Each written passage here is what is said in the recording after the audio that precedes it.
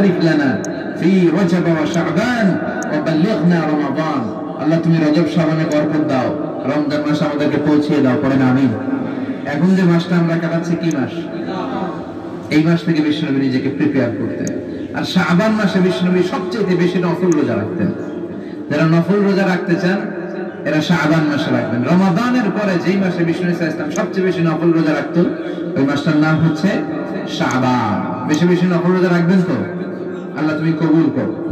এই জুমার দিনের মর্যাদাটা আল্লাহ তাআলা সর্বপ্রথম ইহুদিদের দিতে চেয়েছিলেন। কাদেরকে? কথা বলেন। ওরা এটা নেয়নি, ওরা নিজেদের জন্য শনিবারকে ওদের অ্যাসেম্বলি ডে বানিয়েছে। ওরা বলেছে না, আমরা শনিবারে ইবাদত করব। এই দিনটা আল্লাহ তাআলা নাসারাদেরকে দিতে চেয়েছে, তারাও নেয় নাই। তারা রবিবারকে তাদের ইবাদতের দিন হিসেবে চুজ করেছে। অবশেষে আল্লাহ তাআলা আমাদেরকে এই দিনটা দিতে চাইলেন, আমরা কোনো কথা ছাড়াই গ্রহণ করলাম আর ধন্য হয়ে গেলাম। ফাগাদান লিল-ইয়াহুদ ওয়া বা'দা গাদিন লিন-নাসারা। জুমার দিনটা আমাদের দিন, গাদান মানে তার পরের দিন শনিবার হচ্ছে ইহুদিদের জন্য আর রবিবার হচ্ছে খ্রিস্টানদের জন্য। আর আমাদেরকে জুমার দিন দিয়ে খুশি হয়ে গেলেন কে?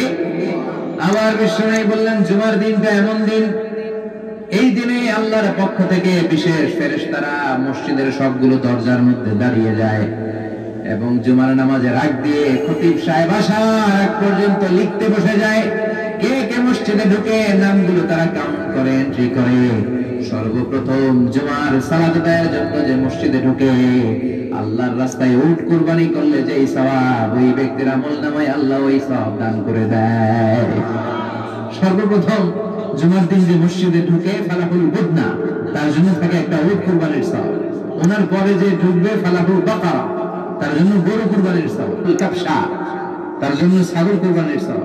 4 নম্বরে যে ঢুকবে তার জন্য ফালাহু আদ-দাজাজা, মুরগি কুরবানির সওয়াব। 5 নম্বরে যে ঢুকবে তার জন্য আল বাইদা, ডিম কুরবানির সওয়াব। সুবহানাল্লাহ পড়ুন। এরপরে ইমাম সাহেব যখন খুতবা দেওয়ার জন্য চলে আসে, ফেরেশতারা বসে যায়, খুতবা শুনতে শুরু করে। সুবহানাল্লাহ পড়ুন।